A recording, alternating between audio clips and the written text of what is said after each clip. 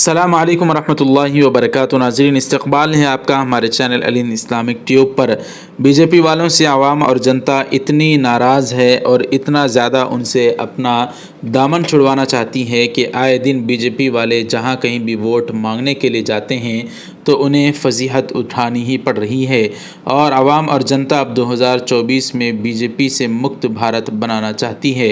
ऐसे में नाज़रीन इकराम, आए दिन सर्वे होते रहे हैं जिसमें बताया जा रहा है कि एनडीए बमुकाबिला इंडिया यानी अपोजिशन जमातों ने, जिसमें कांग्रेस, आम आदमी पार्टी और शरद पवार, ममता बनर्जी, उद्धव ठाकरे, इन तमाम केजरीवाल, इन तमाम पार्टियों को मिलाकर इंडिया के नाम से एक अपोजिशन ने अपना इत्तेहाद बनाया है, जिसके मुकाबले में एनडीए की जो मौजूदा सत्ताधारी जो तंजीम है, जो पार्टी है, उसके मुकाबले में इंडिया बनाया गया। तो सर्वे किया गया तो लोगों का ये कहना है कि हम 2024 में सरकार इंडिया के हाथ में देना चाहते हैं, कुर्सी इंडिया के हाथ में थमाना चाहते हैं। बहरहाल दोस्तों, एक बीजेपी जो कि उम्मीदवार है एमएलए का, जब वो वोट मांगने गया, बताया जा रहा है कि यूपी का वाक़या खुल कर आया जहां दारा सिंह चौहान पर लोगों ने नाराज़गी का इजहार करते हुए स्याही फेंक दी।